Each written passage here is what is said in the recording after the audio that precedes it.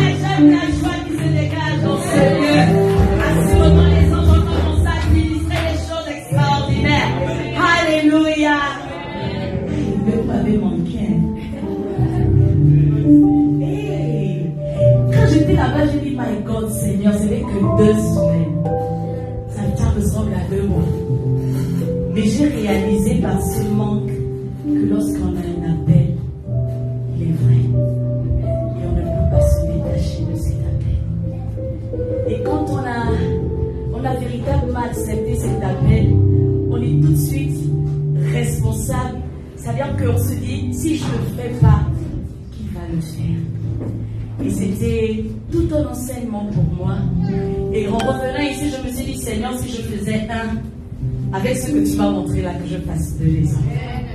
Alléluia. Que nous servons le Seigneur avec joie. Amen. Je ne vais pas danser. Vous avez dansé? Vous avez dansé? Moi, je dois danser. Il y a un chant là. Pendant tout mon séjour, je réalisais les bontés de Dieu. Je ne sais pas si vous le connaissez forcément. On me dit souvent que Jésus n'était pas moi. On me le répète qu'il était tout blanc. Jésus était juif, il n'était pas de ma race. Mais moi, tout ce que je sais, il mourut pour moi. On parle avec les musiciens. Donnez-nous la capacité dont vous faites. Un son bien dosé là. Alléluia. On y va. Est-ce que tu peux commencer à souffler pour le roi des rois?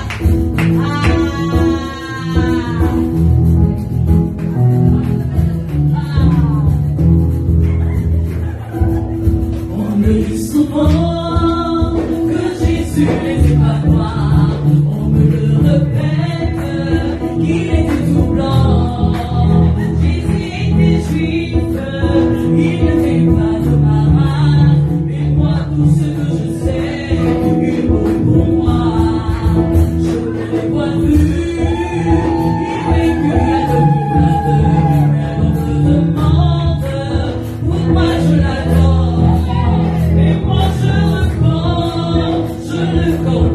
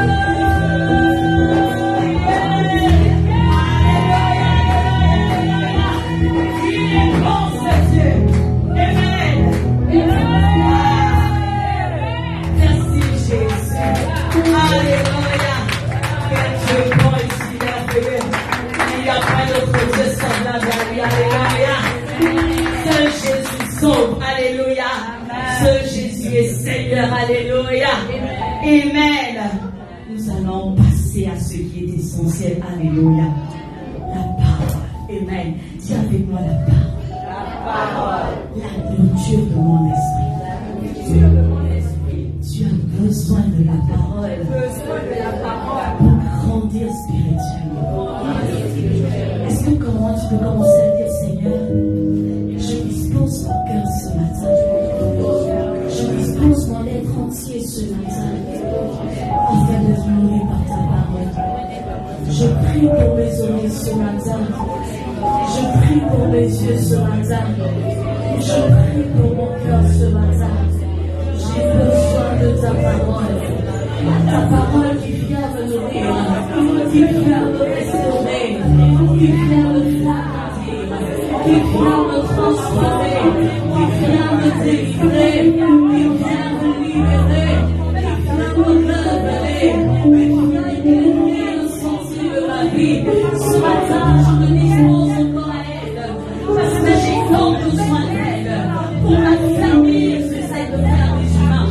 J'ai besoin d'elle pour préparer ma venue dans l'éternité.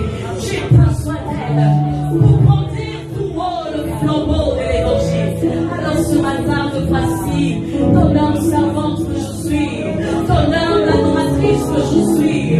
Oui, ce matin, je dispose tout. Je fais taire en moi le raisonnement. Je fais taire en moi, mon Dieu, mon roi, tout œuvre de la chair. Et j'impose ton règne, avec la capacité de ton esprit, ce sont de livre de se mouvoir dedans de moi et d'agir pleinement en moi. J'ai besoin, mon Dieu, mon roi, tel un remède nécessaire à ma vie, que tu viennes m'administrer par ta parole, la dose qu'il me faut ce matin, afin de parfaire l'être que je suis en toi. Oui, Seigneur, je me reconnais être malade, je me reconnais être faible, je me reconnais être perdu sans toi. C'est pourquoi je prie pour que ta parole ce matin vienne me faire du bien, vienne faire du bien à ton assemblée, vienne faire du bien à ces personnes qui nous suivent en direct et qui nous prendront après ce direct. Oui, ce matin, Papa Yahweh, agit pleinement et par tes anges, commence à administrer Saint-Esprit de Yahvé.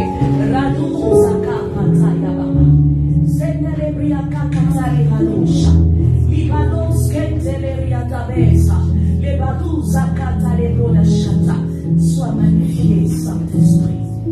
Merci de prendre la première place. Merci de barricader au nom de Jésus. Merci, Saint-Esprit, de m'utiliser encore ce matin. Je ne suis pas digne, qui suis-je? Je ne suis pas digne d'ouvrir les seaux. Moi, humain que je suis, je compte sur la sacrificature qui repose dans moi, afin de libérer ton message par ton onction et ton autorité. Seigneur, que cela soit fait comme tu l'as prévu pour chacun ce matin. Béni sois-tu et que ta parole demeure au nom de Jésus-Christ. Amen. Amen. Alléluia. Est-ce que tu peux ouvrir la Bible dans Genèse 11, verset 6 avant que tu ne prennes place, afin d'honorer la parole de Dieu. Ce n'est pas la parole d'un humain, bien qu'elle ait été écrite par des humains, mais l'inspiré de Dieu qui était le ciel de tout. Si quelqu'un a la page, que la personne lise. La parole de Dieu dans Genèse 11, verset 6, dans la version secondaire. Amen. Alors il dit, voici qu'ils forment un seul peuple, parlant tous la même langue. Et c'est là ce qu'ils ont entrepris de faire. Et maintenant, quels que soient les projets qu'ils concevront, rien ne les empêchera de les réaliser. Amen. Amen. Amen. Nous pouvons nous asseoir. Le thème de ce matin, c'est intimité. Alléluia. Intimité. Amen. Est-ce que tu as commencé à évangéliser? Nous évangélisons rapidement. Le thème de ce matin, c'est intimité. Est-ce que tu peux inviter une âme dans cette atmosphère de l'intimité? Sur ta page, dans ton téléphone, dans un inbox, assurément cela lui fera du bien. Amen. Nous sommes dans le contexte historique de la Genèse. Et là, nous venons de lire notre verset tiré du chapitre 11 a opéré comme la tour de Babel. Je crois que certains d'entre nous avons déjà entendu parler au sujet de la tour de Babel. La tour de Babel, dans certains feuilletons, a été illustrée afin de pouvoir véhiculer un message, mais assurément, ils se sont inspirés de ce qui existait déjà. Et cela existe dans la Bible, les Saintes Écritures. Autrefois, il fut une scène qui s'est passée, c'était la décision de ces hommes de Babylone qui ont voulu, par je ne sais quoi, essayer de réaliser un projet qui avait pour but d'atteindre le ciel. Parce que selon eux, leur projet devait leur permettre d'accéder au paradis facilement. Alors ces hommes, je suis dans le contexte historique de notre verset, alors ces hommes comme ça avaient cette capacité parce que premièrement, ils avaient la même langue. Deuxièmement, ils étaient un. Troisièmement, ils avaient un projet qui n'avait pas d'autre direction que celle que pouvait comprendre leur unité et leur langage. Mais ce qu'ils ont oublié, c'est que rien de ce qui est sur terre n'existe en vain et qu'il n'y a aucune autre souveraineté qui dépasse celle de Dieu. Alors, essayer de défier la nature, sinon de défier Dieu, c'est de se faire fou. Et quand on essaye de défier Dieu, Dieu à ce moment nous montre que nous sommes rien. Il nous dit, en d'autres termes, que nous avons été créés par lui et que seul lui détient le monde dans le creux de sa main. Alors, la signification de la tour de Babel veut dire porte au ciel, ou encore porte du ciel. Mais dans le sens révélateur, cela indique la confusion, l'amalgame, le chaos, le désordre, vraiment tout ce qui ne cadre pas avec une direction logique. Donc quand on te dit tu vis la tour de Babel, c'est que tout est confus dans ta vie, rien ne cadre et tout ce qui est le reflet de ta vie ne ressemble qu'à la confusion. Amen.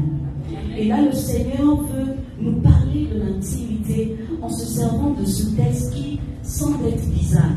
Parce que la vérité, c'est que lorsque nous avons lu notre verset 6, on nous révèle que le Seigneur a décidé de les détruire. Le Seigneur a décidé de les diviser. Le Seigneur a décidé de les disperser. Donc, si nous devons traduire dans le sens de notre thématique ce qui se passe, en fait, on dira que c'est opposé à notre thématique. Mais il y a une révélation très importante que je voudrais que toi et moi, en sortir de ce culte, nous pouvons retenir une leçon afin de nous faire du bien, parce que tout ce qui est écrit dans les Saintes Écritures ne le sont pas en vain.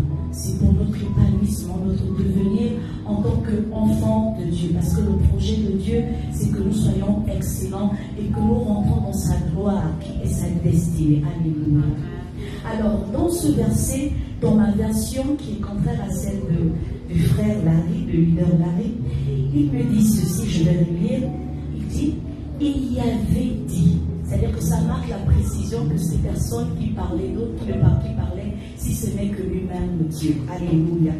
Et ensuite il dit, voici, que tous font un seul peuple et parlent une seule langue. Et tel est le début de leur entreprise. Maintenant, aucun dessein ne sera irréalisable pour eux. Amen. C'est quoi l'intimité? Dans la définition du dictionnaire, on a proposé deux réponses. La première réponse qui m'a été donnée, c'est un caractère de ce qui est intime et profond, ce qui est intérieur et secret. Première proposition. La deuxième proposition qui m'a été donnée pour définir l'intimité, on m'a dit ceci, la familiarité qui unit deux personnes liées par l'amitié ou l'amour. Je crois que tous ceux dont nous sommes rassemblés ici, nous avons des personnes que nous affectionnons particulièrement, qui partagent notre intimité au quotidien. Amen. Mais dans dans l'intimité que nous avons avec ces personnes, je suis sûre que chacun de nous oublions l'essentiel. Et c'est cet essentiel-là que le Seigneur veut mettre en avant pour que nous soyons davantage bénis dans nos intimités. Que ce soit avec les hommes, que ce soit avec lui-même ou que ce soit avec nous-mêmes. Amen. La question que nous allons donc nous poser ce matin afin de pouvoir répondre à notre thématique est la suivante. Quelles sont les forces de l'intimité? Amen. Parce que dans notre verset, on nous parle de comment ce peuple uni a pu réaliser un grand projet. Ça veut dire qu'ils avaient une certaine capacité qui, seul Dieu a su déceler. Parce que lorsque Dieu parle, il ne parle pas en vain. Vous allez remarquer qu'il révèle ce qui est la cause de leur capacité à avoir réalisé ce projet. Parce que certainement, les personnes à qui il s'adressait ne savaient pas d'où détenaient ses forces. Amen.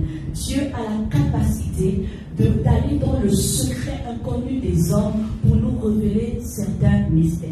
Et quand il est celui-là qui a la capacité de rentrer dans le secret que personne ne peut accéder hormis lui, il est également celui-là qui voudrait nous conduire dans cette dimension de gloire parce que nous avons été faits à son image. Amen. Qui comme moi croit ce matin qu'il est un Dieu? Amen. Alléluia. Parce que tu es à l'image de Dieu. Ça veut dire que tu es une reproduction, sinon tu es la copie conforme de Dieu. Alléluia. Donc quand tu es quand tu réalises, quand tu as conscience de cela, il y a certaines choses dont tu ne peux pas te priver, comme par exemple connaître certains mystères. Alléluia. Et je te le dis ce matin pour que tu ailles davantage creuser et que tu chérisses l'intimité pour devenir ce Dieu. Amen. Et le premier point que nous allons prendre pour répondre à notre thématique est celui. Nous sommes un. Nous répondons à quelles sont les forces de l'intimité. C'est que l'intimité fait en sorte que nous soyons un. Amen. Je lis. Et il avait dit, voici que tous font un seul peuple. Il n'a pas dit deux, il n'a pas dit le peuple. Il a précisé en disant un. Il y a un mystère dans le chiffre 1. Et lorsque nous lisons la Bible, parfois nous survolons et nous disons que les mots qui composent ce qui sont écrits n'ont pas de sens. Mais la vérité, c'est que 1 a toute une révélation. Ça symbolise Dieu. La Hérad. La Hérad, c'est le reflet, c'est ce que Dieu a utilisé comme symbole, encore comme langage pour le décrire.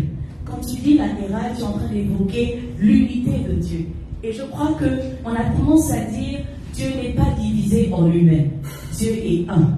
Et dans la capacité d'être un, il n'est pas inébranlable, il est souverain, il est au-dessus de tout, il est le tout-puissant, il est unique, il est vraiment, on l'élève parce qu'assurément il est un. Amen. Quand on continue un peu dans la Genèse, on réalise qu'il utilise le chiffre 1 encore pour nous révéler un mystère ou encore une alliance particulière, celle du mariage. Lorsque Dieu dit, les deux deviendront une seule chair, il évoque ici encore la Hérad. Ça veut dire que quand on dit un, c'est que tout ce qui est un, c'est le reflet de Dieu. C'est la force de Dieu. Ce n'est pas que je suis seulement premier, je vais de l'avant, j'ai l'excellence, mais c'est la capacité que tu as de ne pas être ébranlé. C'est la capacité que tu as d'être uni à toi-même. Amen. Nous sommes plusieurs ici, dans cette assemblée et peut-être en direct, qui avons du mal même à être unis avec nous-mêmes. C'est pourquoi je voudrais que chacun d'entre nous suive ce message attentivement. Je ne voudrais pas nous conduire dans l'intimité du Saint-Esprit seulement. Parce que si tu n'es pas un avec toi-même, tu ne seras pas un avec le Saint-Esprit. Tu as besoin d'être uni à toi-même. Il y a des personnes qui prient, mais dans leur cœur n'agissent pas selon les mots qu'ils ont fait sortir. Ou encore il y a des personnes qui agissent dans leur cœur, mais qui au moment de poser les actes ne font pas ce qu'ils pensent dans leur cœur. Alléluia. Il y a quelqu'un qui a pu dire, Jean-Marc Kessinel, le bien que j'ai envie de faire, ce n'est pas ce que je fais, mais je fais plutôt le mal. Pourtant, tu m'invites à faire du bien. Et lorsqu'on ne parvient pas à être un avec nous-mêmes, je ne pense pas que dans cette manière de nous positionner, on puisse glorifier Dieu. Amen. Parce que il est nécessaire pour exceller, pour marcher, pour demeurer, pour avancer, pour, je ne sais pas ce que pour exceller, d'être uni à soi-même. Est-ce que tu es uni à tes convictions? Est-ce que tu es uni à tes principes? Est-ce que tu es uni à tes projets? Est-ce que tu es uni à tes sentiments? Est-ce que tu es uni à ton temps? Est-ce que tu es un avec toi-même? Parce que la vérité, j'ai envie de me dire, qu'est-ce que vous essayez de suivre quand vous parlez de un? La vérité, c'est que quand tu es un avec toi-même, il y a une certaine paix en toi. Alléluia. Quand tu manques de paix, il y a un désordre dans ta vie. Quand tu as du mal, tu n'as pas le temps de dédier,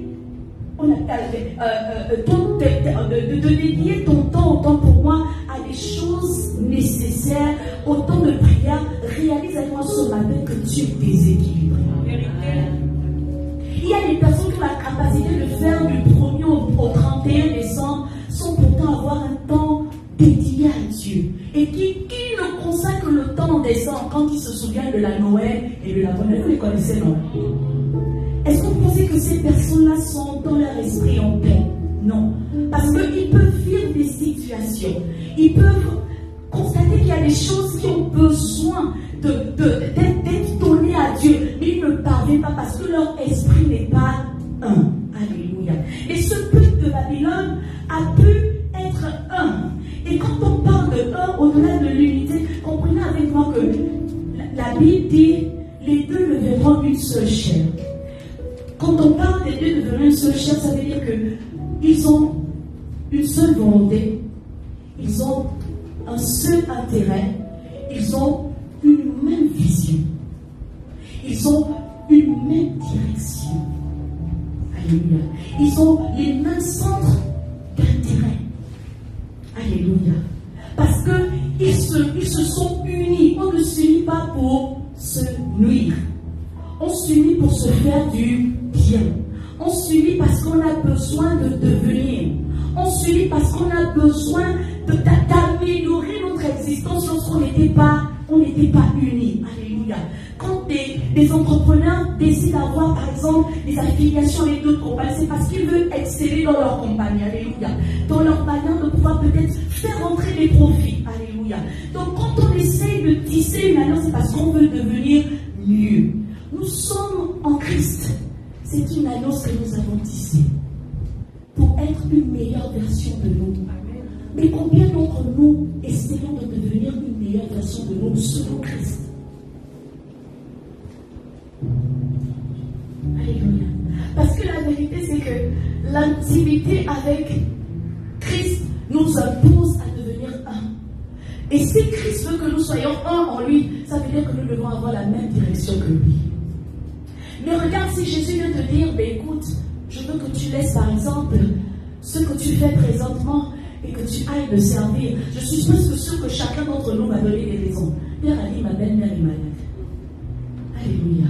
Quelqu'un a dit, j'ai perdu un frère et je vais aller l'enterrer. Alléluia. Combien d'entre nous, parce que l'intimité, c'est pas seulement Seigneur, je t'aime, je t'adore. La vérité, c'est que vous devez avoir les mêmes centres d'intérêt. Et Jésus-Christ, lorsqu'il est venu dans ta vie, c'est pour te sauver, mais en plus pour que tu fasses le relais de ce que tu as expérimenté. Et le relais que tu dois faire, c'est d'accepter le repos, par exemple, à ton appel, qui t'impose certaines responsabilités à accepter. Mais depuis que tu es en Christ, tu ne parviens pas à tenir en Dieu. Tu te dis que l'intimité, c'est parce que tu pries assez. C'est parce que tu jeûnes. Oui, ce n'est pas négligeable. C'est parce que tu viens à l'église. Oui, ce n'est pas négligeable. Mais il n'y a pas que cet intérêt-là que Christ vise. Le Christ vise le témoignage qui doit atteindre les extrémités, parce qu'il a dit allez faire des nations des disciples. Donc ça veut dire que lorsqu'il t'a sauvé, lorsqu'il est venu s'unir à toi, c'est parce qu'il compte sur toi pour que tu défendes vos intérêts, puisque vous n'êtes plus seuls, vous êtes liés. C'est pourquoi je dis souvent, avant de penser mariage avec un homme, homme commence à penser mariage avec la personne du Saint-Esprit. Beaucoup d'entre nous sont mariés à des hommes sans être mariés à Dieu. C'est pourquoi nous échouons comme des humains, juste pour regarder de dire, même si tu viens marier, j'ai pas vu sur toi, tu vas rater l'éternité. Alléluia. Et célibataire, amen. Épousez des hommes qui craignent Dieu. Alléluia. Ne vous pressez pas dans cette étape quand ils n'ont pas encore embrassé Jésus-Christ. Quand je parle des hommes qui craignent Dieu, je ne dis pas les hommes qui viennent à l'église. Ah. Parce qu'ils peuvent venir à l'église sans craindre Dieu. Ils peuvent jeûner sans avoir la crainte de Dieu. Ils peuvent donner des dîmes et des offrandes sans avoir la crainte de Dieu. Et vice-versa même avec les femmes. Mais la vérité, c'est que on trouve en toi la crainte de Dieu quand tu as la capacité d'être brisé et d'obéir à Dieu. Si la parole de Dieu ne te brise pas, tu es un démon formé. Alléluia. Mes fils, dites, on aime les réprimandes. On aime les réprimandes. Quand tu me réprimandes, ça me fait du bien. Quand tu me réprimandes, ça me fait du bien. Ah, vous dites pas c'est la joie. Acclamez la mort.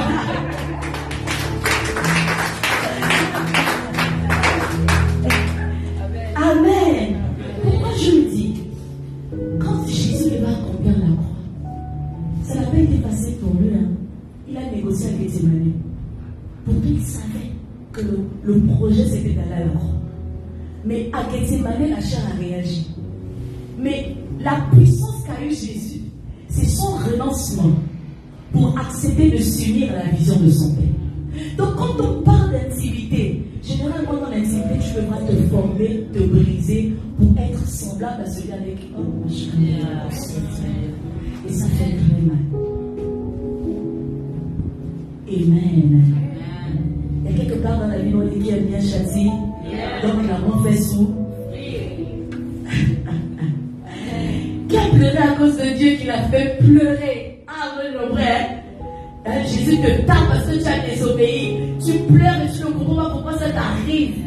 Et ce matin, je suis témoignée de te dire ça t'arrive parce qu'il veut que tu sois ici. Il veut que vous soyez un. Alléluia. Parce que si vous êtes un, vous serez plus fort. Alléluia. Si vous êtes un, vous allez atteindre les extrémités de la terre. Alléluia. Si vous êtes un dans ta famille, il y aura beaucoup de sauvés. Alléluia. Si vous êtes un dans ta famille, il y aura des personnes qui vont accepter Jésus-Christ et qui vont le servir. Alléluia. Dans ton entreprise, il y aura des personnes qui vont témoigner, qui diront, j'ai vu cette personne, j'ai vu ce collègue, et à cause de lui, j'ai accepté de marcher en Christ. Alléluia. Parce que dans le secret, j'ai commencé à être brisé. Ils n'étaient pas un parce que c'était beau. Ils ont dû se compromettre à certaines exigences qui leur permettaient d'être un. Certains ont dû renoncer au temps de leur famille pour pouvoir bâtir cette tour de Babel. Alléluia. Donc il y aura des privations que tu devras accepter pour te conformer à la vision de Dieu. Alléluia. Il y aura des plaisirs que tu devras accepter de laisser. De laisser famille ou pas. Kofi Olomide, couper les calés, Amandine, le Kombosa, les colères, la rancune, les boîtes de nuit, la publicité, le mensonge, le mépris, l'orgueil. Alléluia. Nous sommes tous concernés ce matin. Nous prêchons parfois l'inutile que le plus essentiel. Jésus-Christ est venu nous donner notre foi, la sainteté, ce qui est bon à voir. Il est venu faire quelque chose et qu'il est venu briser nos chaînes pour que notre esprit soit agréable. Alléluia. Dis à ton voisin, quand je sors de ce lieu, que je ressemble plus à Jésus-Christ, que je sois un avec moi-même, pour la gloire de Dieu. Est-ce que tu peux acclamer pour la gloire? Alléluia. Ils étaient un. Le deuxième temps que tu apprends, ils avaient on a le même langage. Amen. Nous avons un langage que nous comprenons personnellement. C'est le deuxième point. Nous avons un langage que nous comprenons personnellement.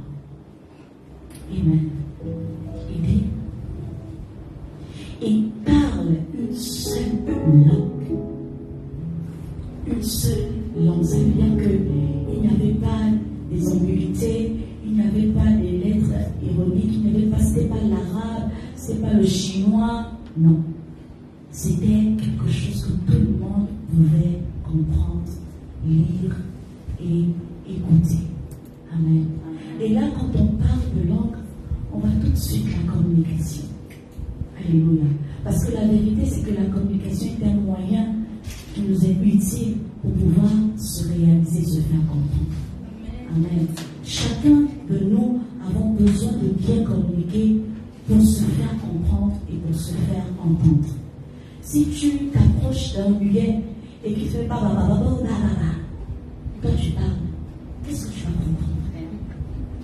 Même s'il a une urgence, il parle, il dit qu'il a un langage que toi tu ne comprends pas.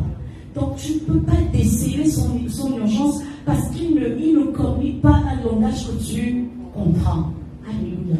Et c'est ce que nous avons même dans notre marche avec Jésus-Christ. C'est ce que nous avons dans nos familles, dans nos maisons. C'est que nous avons une communication voilée qui fait que la personne en face de nous ne nous comprend pas. Et au lieu que nous partons dans la même direction, on aura tendance à se déchirer. C'est vrai que quand nous disons qu'on communique avec Dieu, c'est bien de prier. Mais il y a un sujet de prière que le Seigneur, dans lequel le Seigneur m'a soumis. Seigneur, apprends-moi à communiquer même avec moi-même. Alléluia. Parce que je peux dire quelque chose que je veux maintenant, et puis devant une situation, avoir un autre message que je véhicule. Alléluia. Sans réaliser que je viens de faire la contradiction de ma pensée précédente. Amen. Et vu que nous ne passons pas le temps à demander à Dieu de nous parfaire dans les choses les plus subtiles, parfois en tant que chrétiens compétents, zélés, nous manquons beaucoup de grâce. Alléluia. On t'a dit longtemps, la communication, c'est Seigneur, je te bénis, allez prier. Et quelque part, je me souviens, je crois, il y a des semaines en âge, je disais, même avant de communiquer, il faut d'abord communiquer. Alléluia. Parce que si vous n'avez pas, comme on a dit tout à l'heure, le même centre d'intérêt, vous ne pourrez pas avoir le même langage. Donc il faut que vous ayez d'abord le même centre d'intérêt, il faut que vous ayez la même direction. Je dis, et je ne cesserai de dire à l'introduction d'une relation, avant même de pouvoir aller loin, il faut réaliser si véritablement la personne suit l'intérêt que toi tu as dans le Seigneur. Alléluia. Tu es un appelé de Jésus-Christ. Mais tu as affaire à des personnes qui aiment les boîtes de nuit. On fait ensemble. Rien du tout. Même si tu sais d'être gentil, au début ce sera bien. Mais à un moment donné, parce que vous n'avez pas les mêmes centres d'intérêt, Dieu va créer quelque chose qui va te permettre de réaliser que vous ne regardez pas la même direction. Il n'y a pas que la relation avec hommes et femmes, même avec nos enfants. Alléluia. Vous remarquez si vous avez un garçon et une fille dans la maison, l'autre va suivre ses dessins un peu forts, et puis l'autre aura besoin de suivre des dessins un peu soft. Donc s'ils ont la même télé, ils ne vont pas s'entendre, parce qu'ils n'ont pas les mêmes ambitions, ils n'ont pas les mêmes choix. Ils vont se diviser. Mais si c'est deux filles, plus ce sont toutes des filles, il y a forcément cette intimité-là parce qu'elles aiment les Barbies, elles aiment les poupées. Donc, il y aura difficilement des bagarres que, oh non, moi je veux suivre Popeye, et pendant que toi tu veux suivre Popeye, moi je veux suivre Barbie. Alléluia.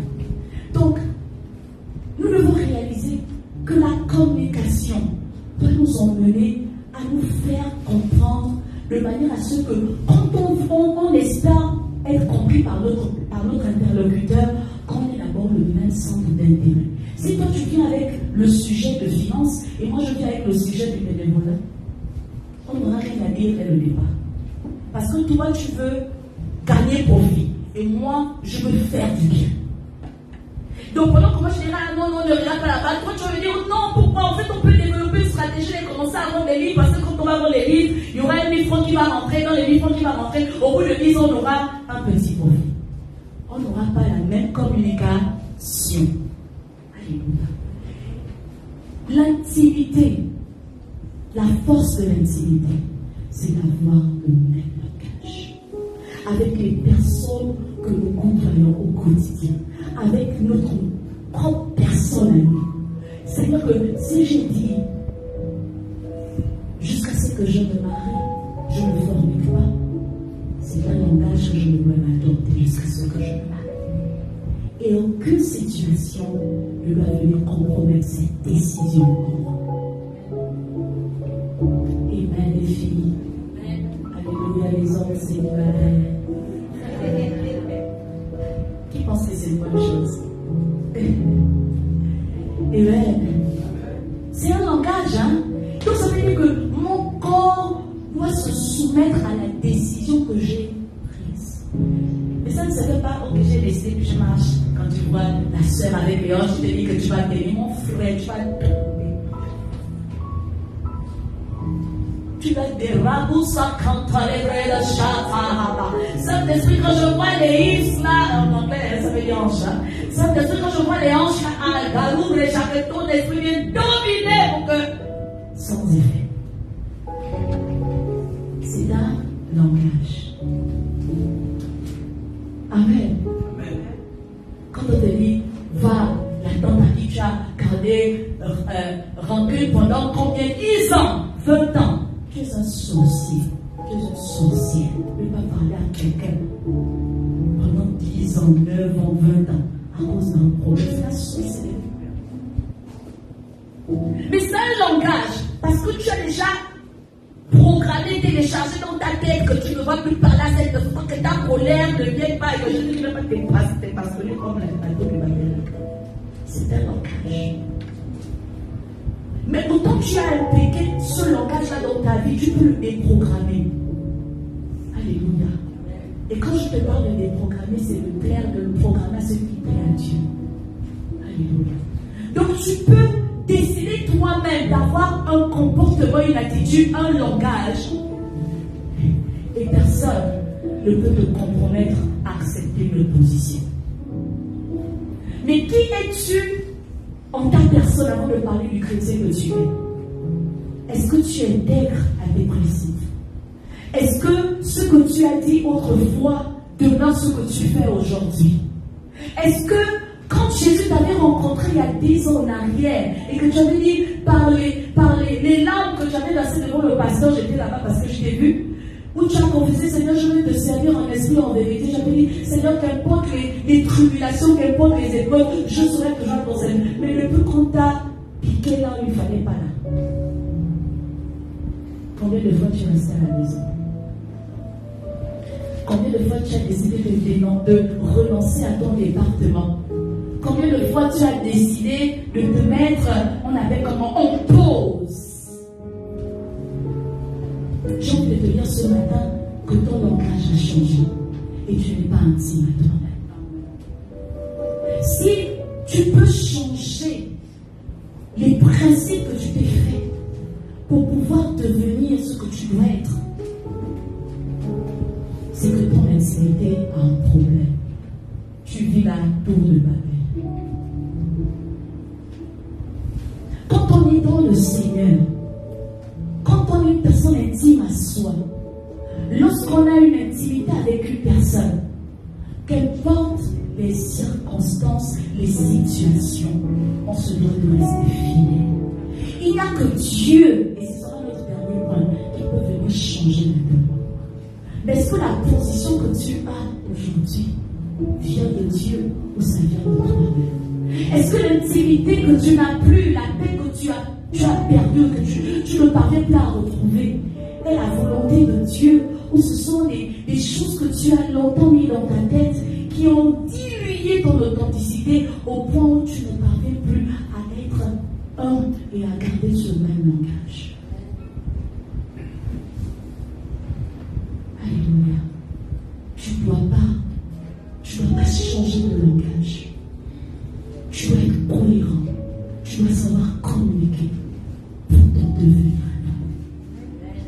Que les circonstances, les situations, les personnes et je ne sais pas quoi d'autre ne viennent pas changer qui tu te dois d'être dans le Seigneur ou dans ta vie en tant qu'être humain. Mais ce matin, je ne voudrais pas garder ça seulement dans les humains parce que je m'adresse aux chrétiens. Élevons le standard. Alléluia. Dis à ton voisin, élevons le standard. Alléluia. Le troisième point que tu vas prendre, nous savons entreprendre afin de nous réaliser. Nous savons entreprendre afin de nous réaliser. Et il dit ceci. Et tel est le début de leurs entreprises. Ça veut dire que premièrement, ils ont été un. Deuxièmement, ils avaient le même langage. Et à cause de ces deux forces, ils ont pu commencer à entreprendre. Quand j'ai lu cette partie, j'ai réalisé que beaucoup d'entre nous échouons dans nos entreprises parce que nous ne sommes pas un et parce que nous n'avons pas un seul langage. Le langage que nous avons parfois, on déploie des énergies dans des choses qui ne sont pas utiles. Et on s'épuise. Et finalement, on ne parvient pas à nous réaliser. Combien de projets tu essaies de mettre en place, mais qui, à force d'avoir dépensé, dispersé tes énergies, tu n'as pas encore réalisé. Alléluia. Combien de projets tu as eu, mais tellement tu as trop vite parlé, tu as dépensé les paroles à te faire écouter par les oreilles impures, convoiteurs, sorciers, que le projet ne s'est plus réalisé. Alléluia. Ton cœur est ton meilleur confident. Après ton cœur, le Saint-Esprit est ton meilleur confident. Je n'ai même pas envie de citer ton époux, ton épouse, ton père, ta mère, tes enfants, parce que ce sont des hommes et l'homme est changeant. Mais ce matin, je voudrais que tu réalises l'importance d'être fidèle à toi-même et de faire confiance au Saint-Esprit. Arrête de t'exposer. Arrête de dépenser les énergies qui vont t'attirer plutôt des ondes négatives et qui ne vont pas t'aider à entreprendre. Les échecs parfois que nous rencontrons dans la vie et même pendant que nous cheminons avec Jésus-Christ, c'est parce que nous donnons assez de temps aux choses qui ne sont pas utiles pour notre épanouissement. Nous consacrons de l'énergie pour des choses qui ne nous construisent pas, mais qui dans le fond sont là et deviendront un but des potentiels destructeurs pour notre éclosion spirituelle.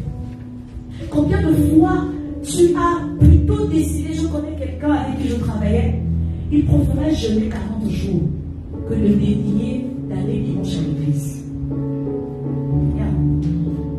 40 jours, c'est bien de jeûner, ce n'est pas mauvais ce qu'il fait. Mais tu ne peux pas avoir une telle dimension de sacrifice et ne pas considérer le dimanche. Ça n'a pas de sens. Tout va de pair.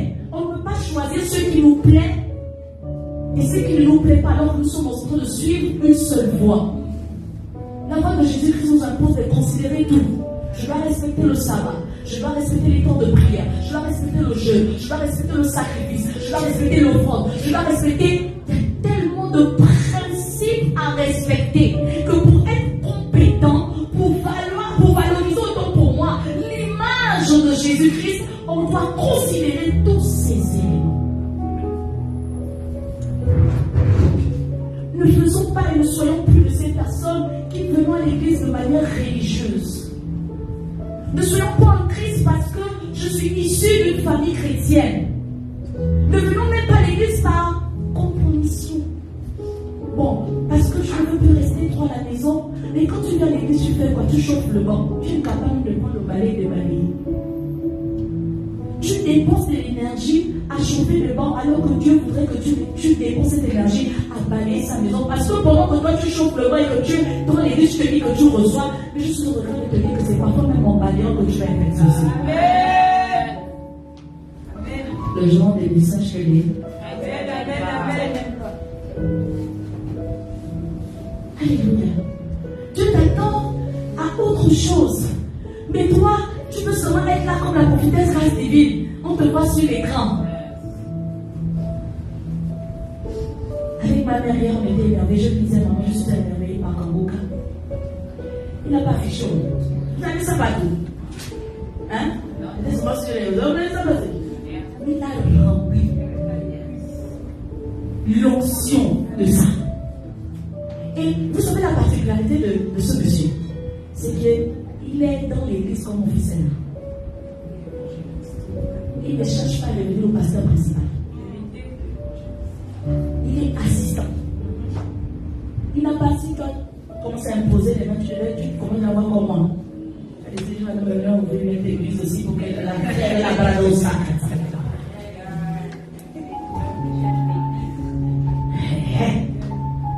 Il est, quand il a fini là, il est passé à l'église, on sait, il est assis.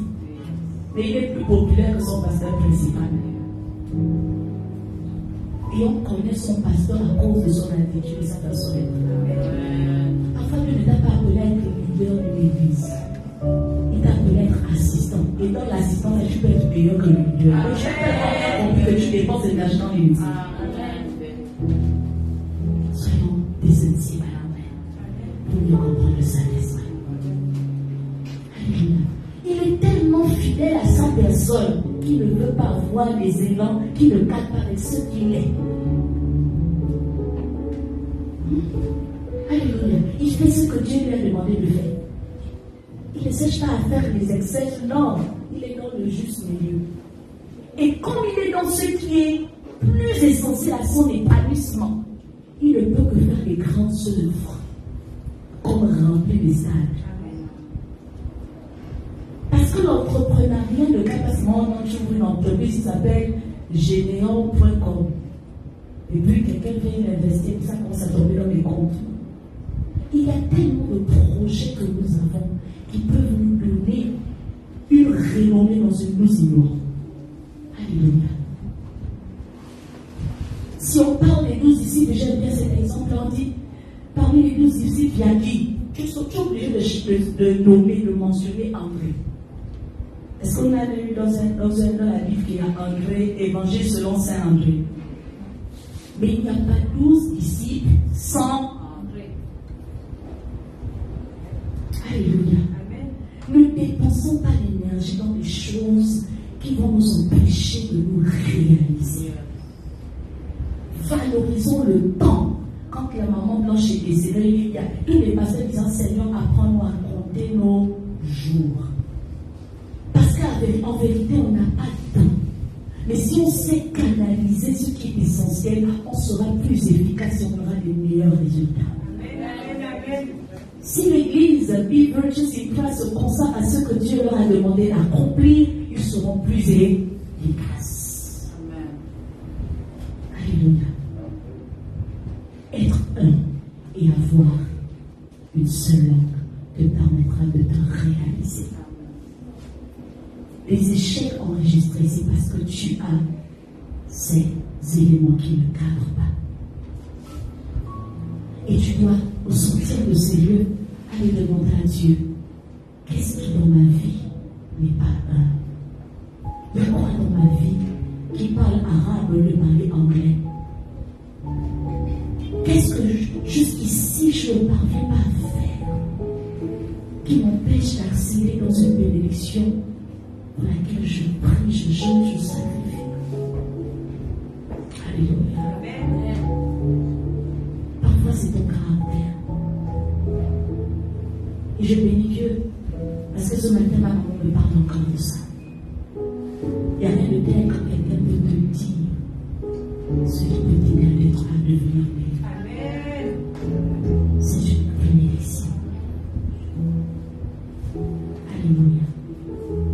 Parce que le devenir meilleur passe par un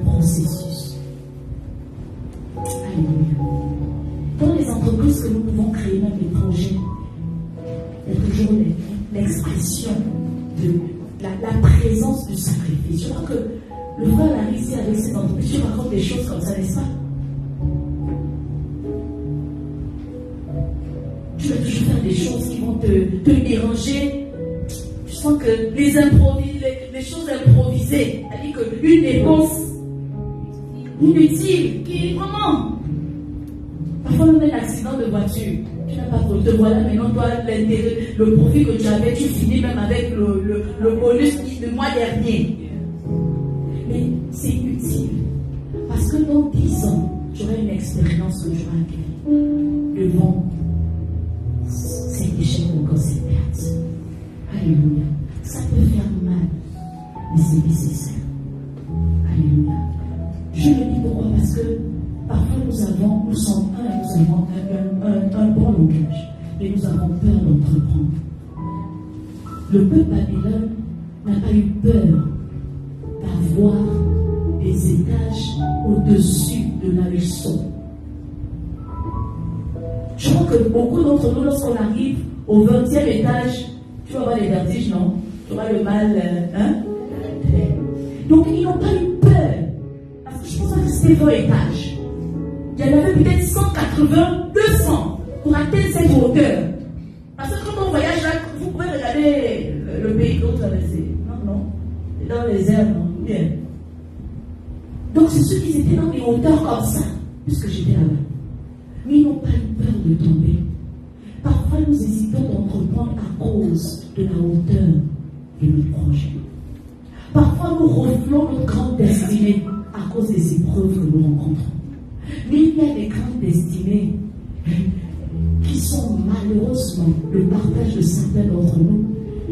Et dans ces grandes destinées, il y a le partage des épreuves. Accepter. Donc, qu'importe la hauteur de ton immeuble, accepte de bâtir. Accepte de monter ton édifice. Ne sois pas quelqu'un qui regarde, après avoir acquis ses compétences, d'être et d'avoir un langage et ne pas se réaliser. Parce que la vérité, la suite de ça, c'est que quand on ne se réalise pas, on existait inutile. Le projet que Dieu t'a envoyé faire sur terre, c'est pas pour faire des dégâts. Amen. Ce n'est pas pour se marier. Et marier ne me vexez pas. La vie, ce n'est pas pour avoir des milliards en compte. Maintenant, c'est bien, mon fils, je veux riche. Mais quand tu sais canaliser ça comme Job, c'est encore intéressant. On combattra. Donc, ce n'est pas pour la vanité, c'est pour l'éternité. Alléluia. Donc, possède ces choses. Mais comme je l'ai dit sur mon poste, rassure-toi, est-ce que Dieu est en toi? Je me marie pourquoi? Pour moi ou pour accomplir la volonté de Dieu? Je fais les enfants pourquoi? Parce que je suis une poule pondeuse ou parce que ce sont des sacrificateurs que je chante à la sang. Je suis riche et je veux devenir riche pourquoi? Pour avoir un nom qui se perdra ou pour avoir un nom qui va demeurer et glorifier Dieu? Je fais ces études pourquoi? Parce que mes parents ont tellement investi. Oui, c'est vrai qu'on sont beaucoup ici là qui ont suivi les études, qui ont investi, mais on peut recadrer certaines de ce potentiel à la gloire de Dieu et les utiliser au profit de Dieu. Alléluia. Parce qu'on ne va pas qu'à l'école pour devenir ce que nous devons être professionnellement, mais pour nous faciliter également le langage. Donc j'arrive à parler l'anglais, le français, l'espagnol à cause de l'éducation reçue. Et je n'ai pas fait cette formation.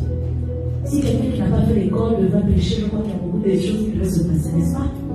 Donc ça te permet de te développer dans une certaine dimension pour pouvoir t'exprimer. Alléluia. J'ai tellement aimé l'école par la grâce de Dieu que j'ai la capacité de décortiquer les Bibles aujourd'hui qui sont énormes et qui ne sont pas faciles à décortiquer. Mais ça, il y a eu d'abord l'école. Alléluia. Donc si tu as déjà quelque chose qui excite, je comprends que tu es obligé de suivre, n'est-ce pas? Et de t'adapter. tu peux reconduire l'élan que tu as eu au départ pour la gloire de Dieu. Alléluia. Ne soyons pas et cessons d'être des chrétiens qui viennent seulement remplir l'église les dimanches, Alléluia, il y a plus que ça. Alléluia. Entreprenons pour Christ. Ne soyons pas des entrepreneurs qui, avec la colère de Dieu, parce que Dieu les a trouvés orgueilleux. Ils ont réalisé un projet sans Dieu et pour défier Dieu. Et nous sommes nombreux à avoir réalisé des projets sans Dieu. Amen. Je reste à la maison là.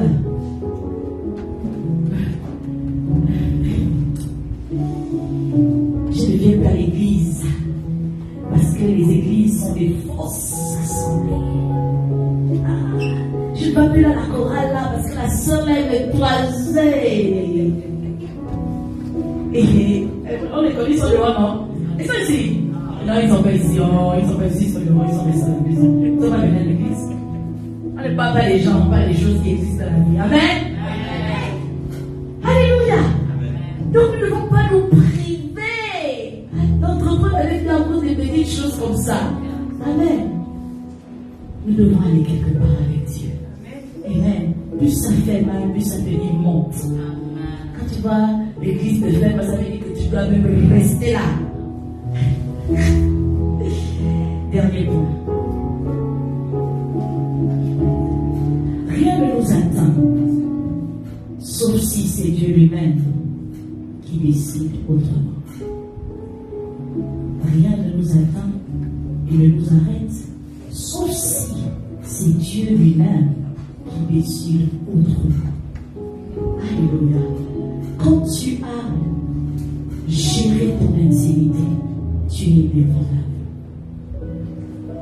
Lorsque tu as une force interne qui vient du Saint-Esprit, qu'importe les situations autour de toi, rien ne dépend.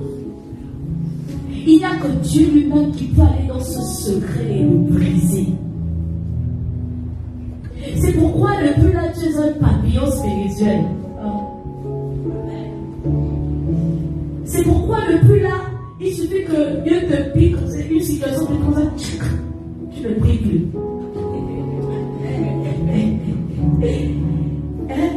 C'est pourquoi que quand tu n'as pas su comprendre un verset, tu ne lis plus la Bible. Mieux, on fait. Ah, c'est pour les pasteurs. Lui, il va m'expliquer à l'église quand on ouvre un psaume 91. Et puis, je lis, c'est fini. On part, on se voit encore dimanche prochain. Alléluia. Quand tu as su gérer ton intimité, et là je voudrais ajouter avec l'intensification, la considération du Saint-Esprit dans cette dimension. Quand tu es un intime au Saint-Esprit, je peux te rassurer que rien ne peut t'atteindre. Amen. Rien. Nous devons cultiver notre relation avec le Saint-Esprit. Arrêtons d'intensifier, de chercher à avoir des relations avec les hommes. Les relations avec la vanité, ça peut nous quitter à dehors. Arrêtons de nous investir dans ce qui n'est pas éternel. Et il y a le Saint-Esprit qui est là qui te dit, mon cher ami, je suis la seule personne qui te sera fidèle. Combien d'entre nous on a déjà vécu une situation où personne ne peut t'aider et tu sais que tu as besoin d'un être suprême. D'un qu'on peut te conseiller, on peut te calmer. Tu sens qu'au niveau là, il y a un être qui dépasse ça là, pour que je sois en paix. C'est le Saint-Esprit. Nous ne devons pas le chérir ou encore le considérer. Et il n'est pas un mystère. Tu as accepté Jésus-Christ comme étant Seigneur et Sauveur personnel. Le Saint-Esprit est venu dans ta vie. tout ce que tu dois faire, c'est maintenant développer cette relation. Le connaître un peu plus. Savoir ce qu'il aime et ce qu'il n'aime pas. Essayer d'arranger et de voir comment est-ce que de t'oublier et le suivre. Et tu vas voir qu'avec cet exercice régulier, tu connaîtras mieux le Saint-Esprit et il va se révéler davantage à toi. Il y aura certaines choses où tu n'auras pas besoin de parler, qu'il est déjà venu te former. Je l'appelle toujours le meilleur conducteur de tous les temps. Avant que tu te lèves, tu te dis comment je t'entends. Ah bon? C'est ça que je dis. Il avait la piquée, il va avoir ce monde-là. Alléluia. Il a dit qu'il va avoir cette joie-là. Et puis je me suis dit, ouais, et que je mets quelle couleur? C'est comme si ça avait des couleurs qui se mettent dans l'esprit.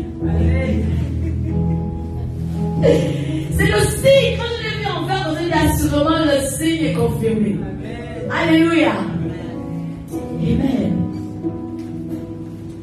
Lorsque tu as une intimité avec le Saint-Esprit, tu es averti. Et parce que tu es averti, on ne peut pas t'avoir. Tu as la capacité d'agir avant les choses, avant qu'elles ne te surprennent. Parce que le Saint-Esprit est un indicateur qui va, il repère, il dit hey, j'ai vu, bien d'abord réglé, fais le pas arrière. Alléluia. Ou bien il va encore te dire hey, non, tu dois pour 5 semaines. Attends seulement 5 ans, seulement 5 ans. Et puis tu dis Saint-Esprit, 50 ans, qui n'est pas 50 de vie. Tu multiplies 12 fois 5. Tout ça comment dans ma chaîne. Il va te dire non, tu sais, pendant que toi tu auras l'impression de compter 12. Ensuite, toi, comment je vais prendre 6 mois. Et puis toi, tu vas prendre 6 mois. Donc tu vas passer ces 12 mois sans les sentir parce que je suis avec toi. La force du Saint-Esprit.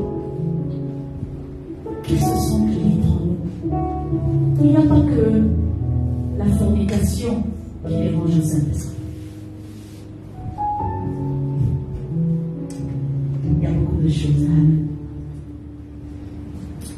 Alléluia. Parce qu'il y a des chrétiens là, en même chez là, comme tu ne forniques pas, tu es marié. Tu es parfait.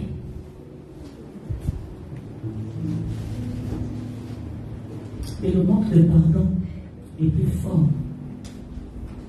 que l'impudicité. Il dit, pardonne-nous nos offenses. Donc, quand nous pardonnons à ceux qui nous ont offensés, ça veut dire que pour que Dieu exécute le pardon de tes péchés, tu dois commencer d'abord à pardonner à ces personnes.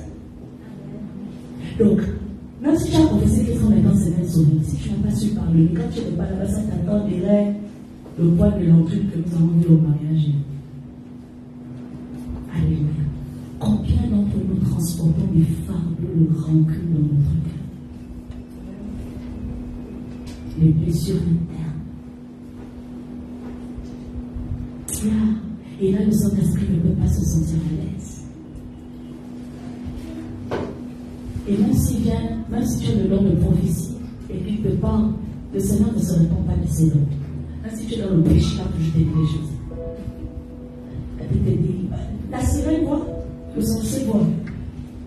Tous voient, hein, mais c'est le contenu là qui est différent.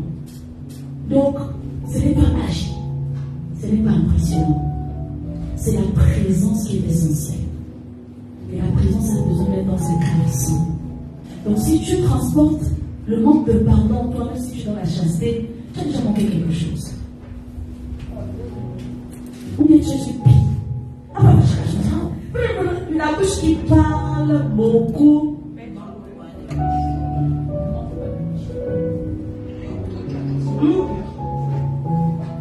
Dès que tu écoutes ça, sœur, madame, tu as écouté. La sœur Jacqueline, je t'ai dit qu'elle a fait ça. On est au quartier, les gens parlaient d'elle. Après, c'est qu'il n'y a pas de la chose. Hypocrite.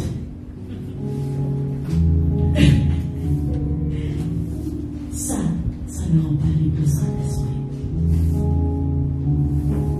beaucoup de choses que nous devons recadrer. Parfois, nous ne demandons pas à Dieu, Seigneur, guéris mon enfant.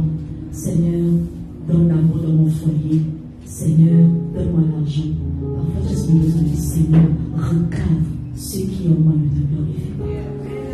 Ce sont des prières que nous devons adresser comme ça à Dieu. Quand je me regarde, est-ce que je ressens mal à la peau? Est-ce que je me sens encore au péché? Est-ce que tu es content de moi? Est-ce que tu peux éclairer ceux qui dans ma vie t'empêchent de te sentir à l'aise en moi? Est-ce que tu peux canaliser? Je t'assure qu'il va te révéler. Et tu vas voir que si tu acceptes afin qu'il t'ait révélé, de te recadrer, tu deviendras la meilleure personne que tu as été. Alléluia. Et c'est en devenant cette meilleure personne qu'on ne pourra plus jamais te briser. Les situations pourront venir à toi parce que tu es une meilleure version de toi. Tu sauras te mettre au-dessus d'elle. Alléluia. Les défis pourront venir à toi parce que tu as compris certains messages du Saint-Esprit. Tu pourras décider comme ça, Zachée, de te mettre au-dessus de sycomore et de banaliser certaines choses. Tu pourras avoir une foi de malade parce que tu as déjà connu ça. Et je termine avec cette anecdote.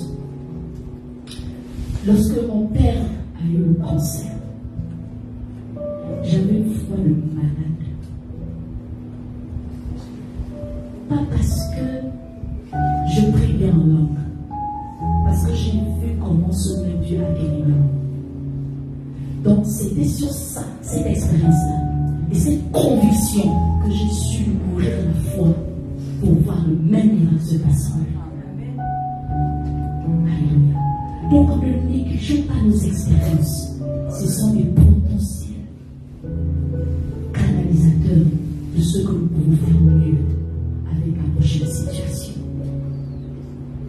Donc la fête que j'étais lorsqu'elle était malade, avec mon père, j'étais plutôt la lionne. Parce que dorénavant, je ne combattais plus que pour sa guérison. Mais je combattais pour le devenir même de ma génération commençant par moi. Alléluia. Et j'ai dit, Seigneur, je dois me montrer que là où ça arrivait, comment. Et je me suis positionnée. Et j'ai dit, si mon alliance autrefois ne t'a pas satisfait, je reconfirme que moi, aussi jeune que je suis, je te servirai en esprit et en vérité. Ce n'est pas une décision que les jeunes peuvent prendre.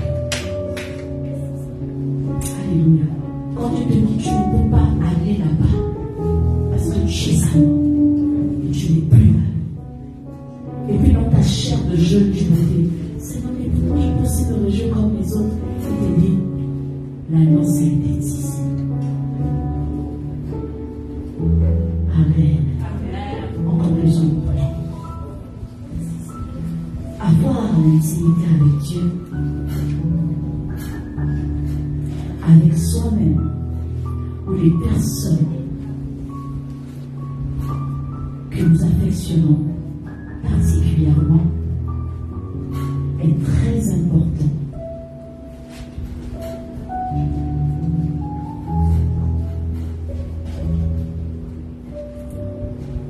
À cultiver, à garder et à toujours entretenir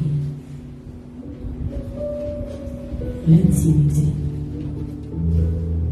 Avoir l'intimité avec Dieu, soi-même ou les personnes que nous affectionnons particulièrement est très important à cultiver, garder et toujours entretenir.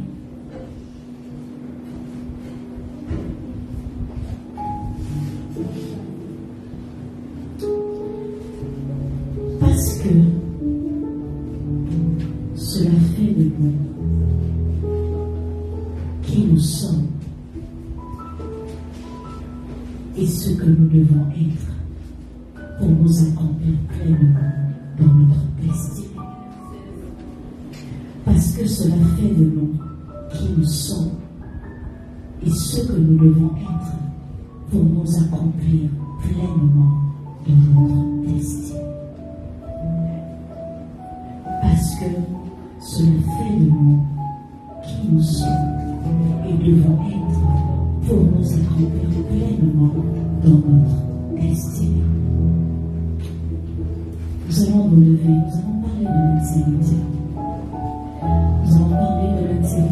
l'honneur.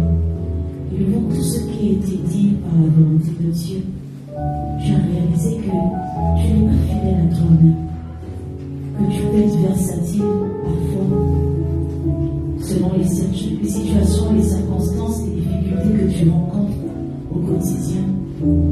Et ce matin, tu réalises que si tu n'es pas fidèle, tu as réalisé que si tu n'es pas fidèle envers toi-même, tu ne peux même pas être fidèle à ceci, mon Dieu. Tu ne peux pas développer une relation avec le Saint-Esprit. Et tu as besoin que le Seigneur t'aide à avoir une intimité avec toi-même, à développer cette intimité en toi, à considérer cette intimité pour que tu deviennes, pour que tu aies une certaine posture dans ton accomplissement, dans ton devenir. Et que par cette intimité que tu auras acquise en toi, que tu parviennes à reconsidérer celle que tu as avec le Saint-Esprit. Tu vas élever ta voix, tu vas dire Saint-Esprit, aide-moi à reconsidérer, à avoir la force dans mon intimité.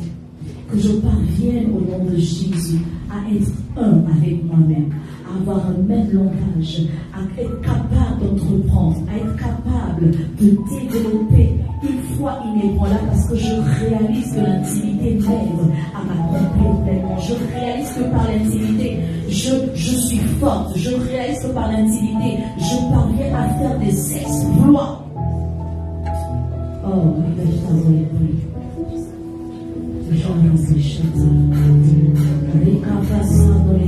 quittez la revoir certains principes de rigueur, les critères que tu avais longtemps mis de côté, parce que tu te disais que ce n'était pas essentiel. Il y avait tellement de choses qui concouraient à ton manque de considération devant l'excellence de l'activité que tu dois avoir. Et ce matin, par le message, tu as réalisé qu'il y a tant de choses à revoir en toi. Il y a tant de choses à renoncer en toi. Il y a tant de choses à accepter en toi pour être cette personne véritablement accomplie. Cette personne qui grandit tout haut le témoignage de Christ. Cette personne qui excelle dans ses entreprises. Cette personne qui ne joue pas, qui ne recule pas devant une situation. Ah, je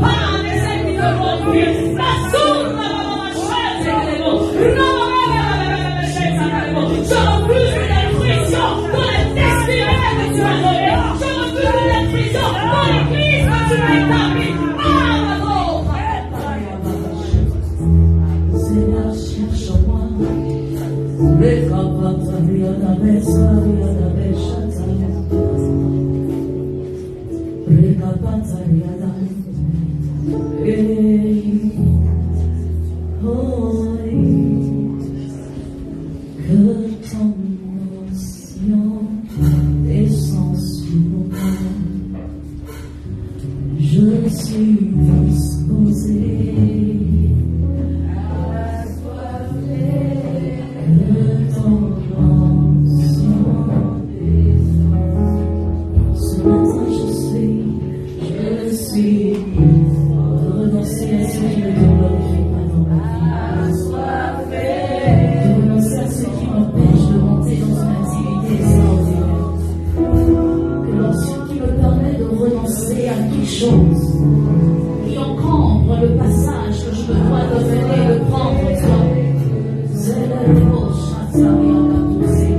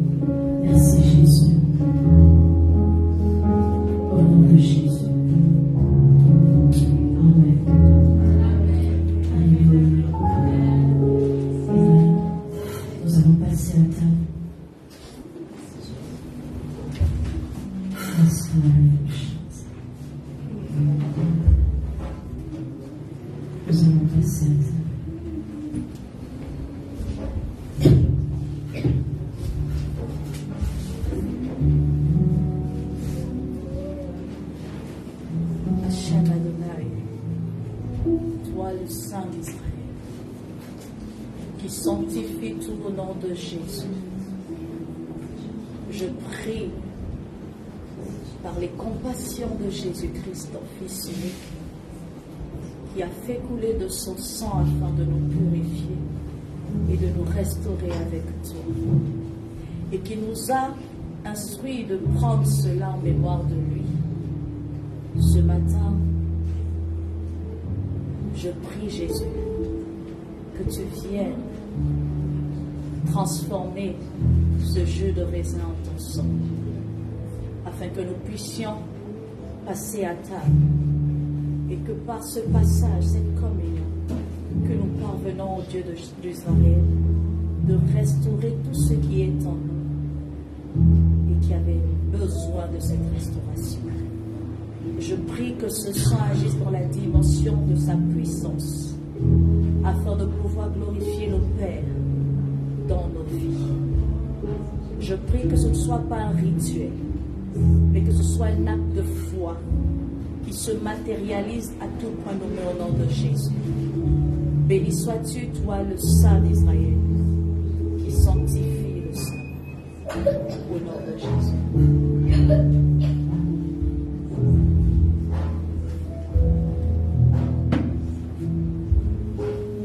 Tu as pris le pain et tu as dit, ceci est mon corps, prenez-le en mémoire de moi.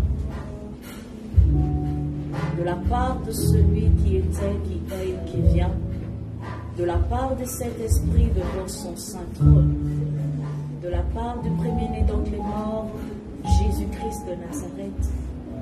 Pain, tu n'es plus profane, mais tu es désormais consacré, afin de participer à ce culte de communion. Je déclare au nom de Jésus que tu agisses dans la dimension de son corps et que toutes les brèches qui existaient en nous soient restaurées. Que tout ce qui était fragilisé en nous soit fortifié.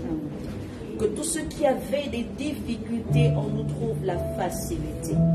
Je t'en supplie, toi le Saint d'Israël, toi qui bénis et sanctifies le pain, que le règne de Dieu soit établi en nous par cette prise, au nom de Jésus-Christ de Nazareth. Amen.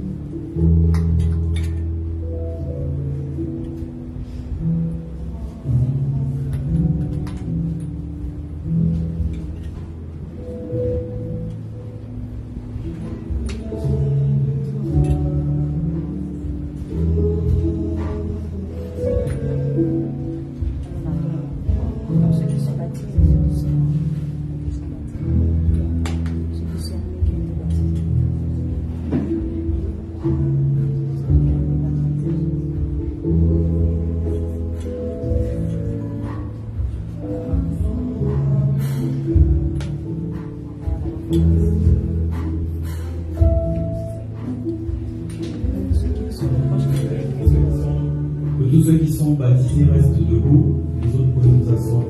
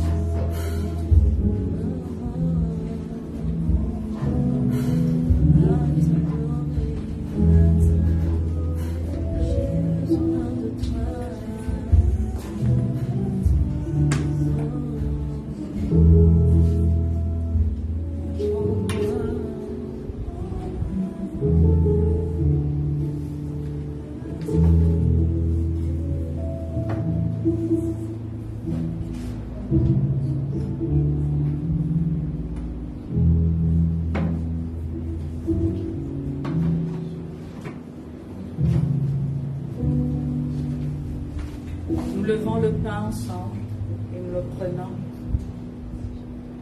Que tout le monde dise avec moi le corps de Christ. Prenons le corps de Christ.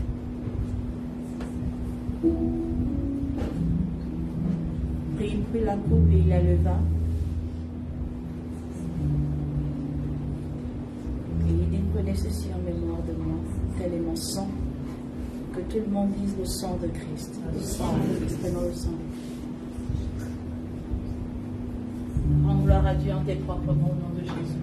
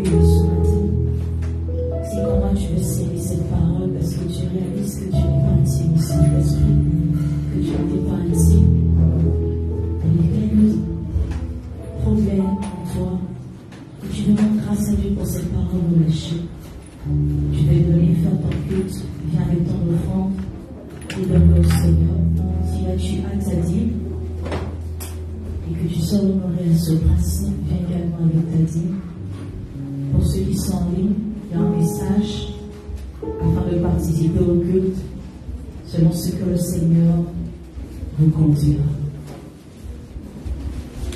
Est-ce que les chants peuvent nous donner une louange pour vous accompagner?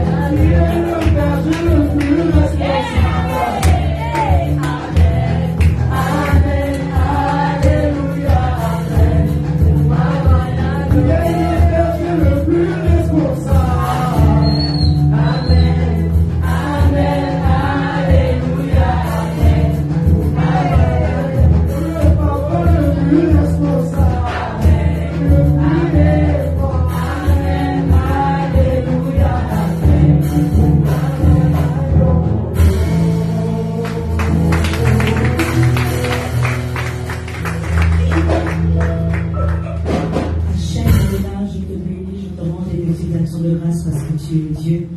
Seigneur, ce matin, je lève à toi cette corbeille d'offrande. Je prie que seul toi la sanctifie.